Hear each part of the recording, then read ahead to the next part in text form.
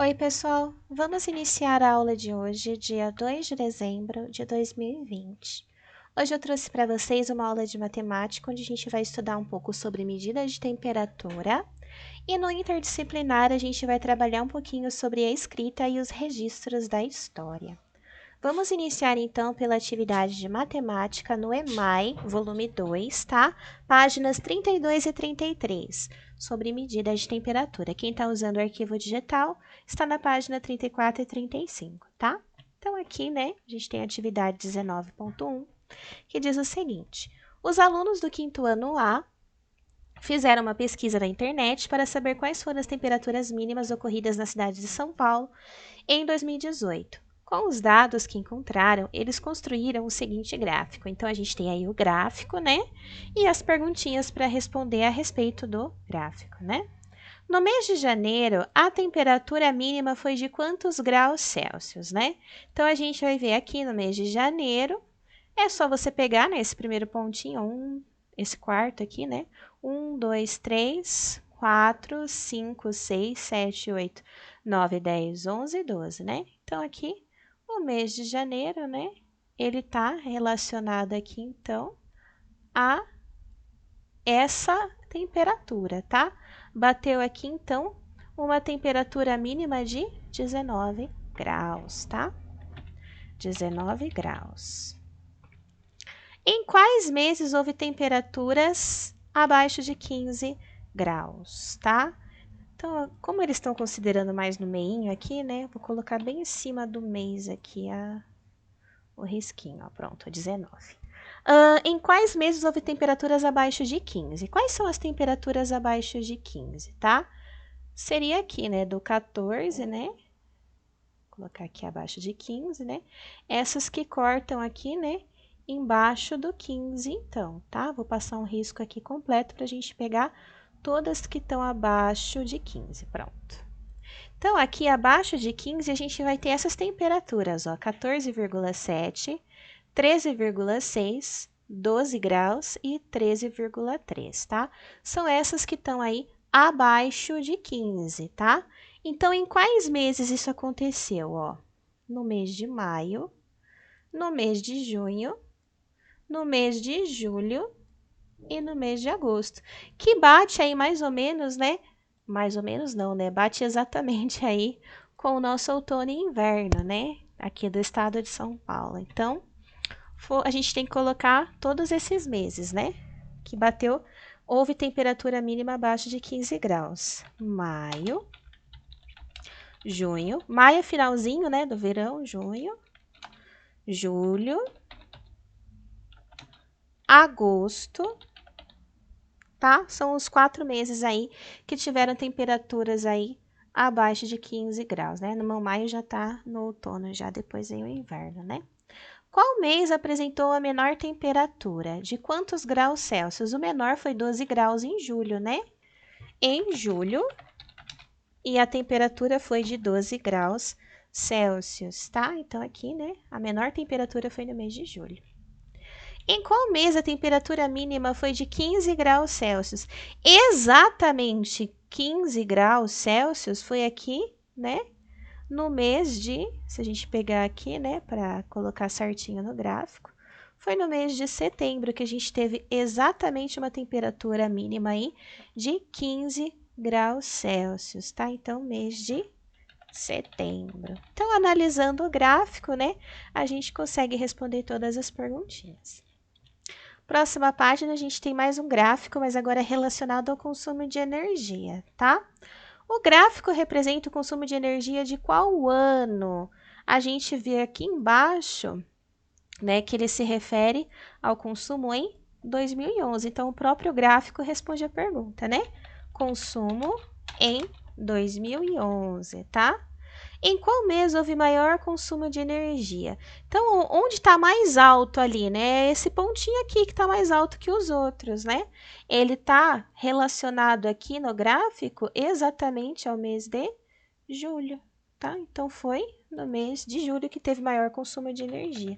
Provavelmente, né, a época aí que está friozinho, o pessoal toma mais banho quente, né? Julho também tem férias escolares, as crianças estão em casa, né? Então, aí, uma época do ano em que se gasta mais energia elétrica, né? Qual o provável motivo de aumento de energia nos meses de julho, né? O frio da estação do ano e também as prováveis, né, férias escolares, o que ocasiona maior consumo de energia elétrica, né? Então as crianças mais em casa, tá friozinho, acaba assistindo mais televisão, jogando mais videogame, o pessoal toma banho quente, demora mais no banho, né? E aí acaba aí consumindo mais energia elétrica no frio, né? Em qual mês houve menor consumo de energia? Então tem que ser o pontinho mais baixo de todos. Se a gente olhar aqui, né, próximos dos 120 kW aí, ó, entre esses dois pontos, se você passar o risco, você consegue observar que aqui no mês de janeiro é que teve menor consumo, não foi em dezembro não, tá? Foi em janeiro que o pontinho tá mais baixo, tá? Então aqui, mês de janeiro, né? Então esse é o pontinho mais baixo, tá? Então, em qual mês houve menor consumo de energia? Em janeiro. Engraçado que em janeiro a gente tem férias escolares também, né? Mas talvez porque as pessoas vão viajar, acaba usando aí menos energia elétrica, né? Qual o consumo de energia em kilowatts no mês de dezembro? Então, o mês de dezembro bateu exatamente 120 kilowatts, né? Então, a gente coloca aqui 120, Q pequeno, W grande, H pequeno, kilowatts por hora, né? Então, aí, as respostas desse referente a esse gráfico do consumo de energia, né? Então, a de matemática era só isso, né? Até aí na página 33. E agora a gente vai para o interdisciplinar, a escrita e os registros da história. Livro didático, página 185 até a 187.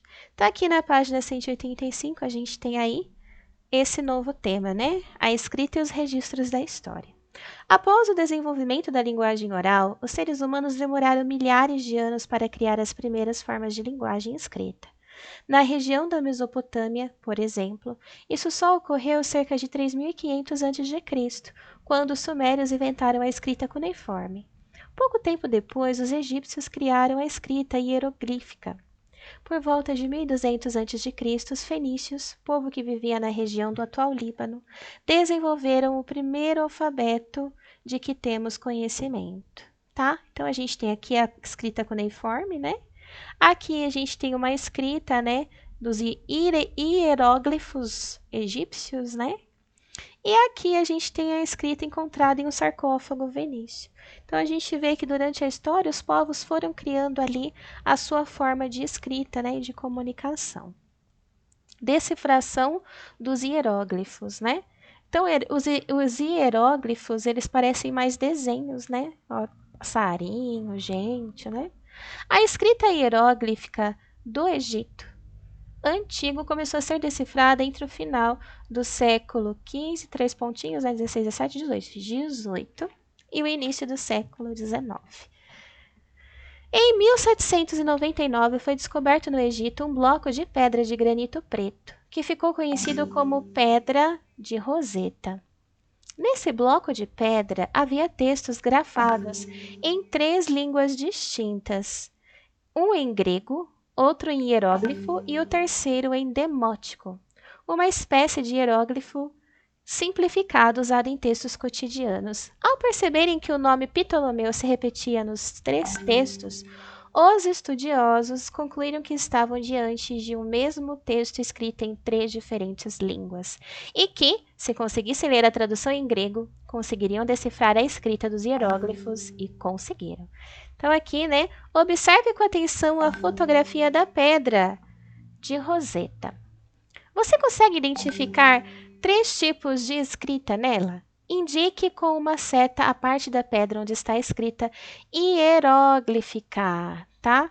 Então, a gente tem que observar aqui na pedra, né? Aqui, segundo eles, tem 3 tipos, né, de escrita. E ver se a gente consegue identificar quais são, ó. Pedra de Roseta, que hoje se encontra no Museu Britânico. As inscrições foram feitas para registrar a gratidão dos sacerdotes ao faraó Ptolomeu V, que havia concedido ao povo a isenção de uma série de impostos, né? Então, aqui a gente tem indicado para a gente, né? Onde que está a parte da escrita hieróglifica, seria nesse começo, tá? E o restante, se a gente aproximar mais, eu não consigo ver exatamente, mas deve ser daquelas escritas antigas que foi citado no próprio livro, né? Que eles citaram aqui, ó, escrita dos fenícios, dos sumérios, né? Então, provavelmente era isso aí, mas a parte onde está a escrita hieróglifica é aqui no começo, né? Onde ele está mostrando aqui, tá? Bom, o registro das atividades humanas, né? Página 187, atividade até aqui, tá certo? Vamos lá. O registro das atividades humanas. Ao possibilitar o registro e a transmissão de informações, o uso da escrita provocou grandes transformações e desenvolvimento nas sociedades humanas. Na Mesopotâmia, a escrita era utilizada para controlar atividades comerciais e registrar grandes acontecimentos virtuais, religiosos, leis e canções. O primeiro conjunto de leis escritas de que se tem registro é o Código de Hammurabi, produzido pelos babilônios, um povo da Mesopotâmia, por volta de 1750 a.C. Ele foi esculpido em um monumento de pedra chamado Estela, durante o governo de Hammurabi, para que todos conhecessem os castigos e as punições para cada tipo de crime ou delito. Leia 2 artigos do Código de Hammurabi, né? Então, a gente tem aqui a Estela de Hammurabi, né? O monumento onde foi esculpido o primeiro conjunto de leis. Então, aqui estão as leis, né? Se um homem cegou o olho de um homem livre, o seu próprio olho será cego. Se cegou o olho de um escravo ou quebrou-lhe um osso, pagará metade do seu valor. Olha só, né? Então, como se o escravo não fosse humano, né? Tipo, machuquei aí seu instrumento de trabalho aí, o escravo, né? Que não era considerado um ser humano, então eu vou te pagar metade do que ele vale, né? Então, complicado, né? Mas era aí os castigos e as punições, né? Para os delitos. Mas se você cegasse um homem livre, aí você ia perder seu olho, né? Então, aí é de igual para igual, né?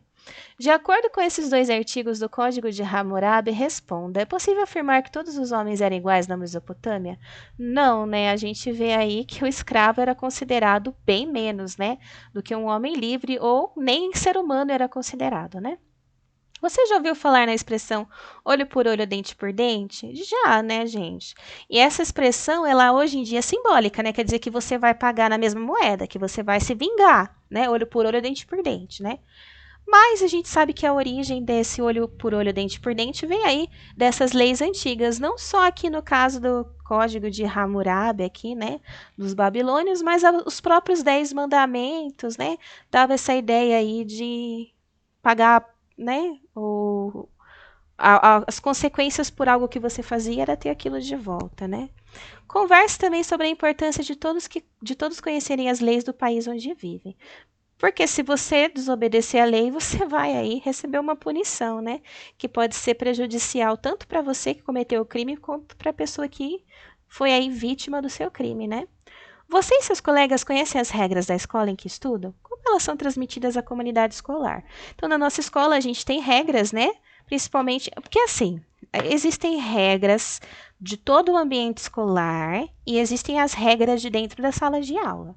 E muitas vezes as regras dentro de uma sala de aula não são iguais de outra, né? Existem regras que são essenciais para alunos do primeiro ano e tem regras que são essenciais para alunos do quinto ano. Então depende muito aí de cada turma, mas as regras escolares em relação a toda a escola, né, são aquelas de sempre, né? Horário de entrada, horário de saída, horário de intervalo, respeito com o colega, respeito pelo ambiente onde você está, de não jogar lixo no chão e tal.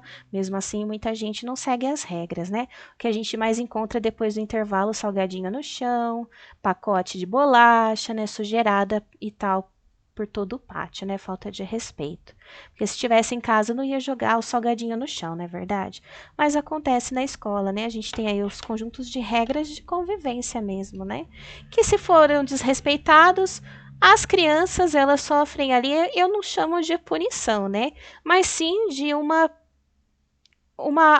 quando você chama atenção, né, uma advertência. E aí, no caso, a gente entra em contato com os responsáveis por vocês, que são os pais, né? Bateu no colega, machucou o colega. A gente tem que conversar com o pai e com a mãe, porque quem responde por vocês são seus responsáveis, tá? Então, a atividade do interdisciplinar, né? E até aí na página 187. E assim a gente finaliza as atividades de hoje. Então, qualquer dúvida é só mandar para mim. Um beijo, tchau!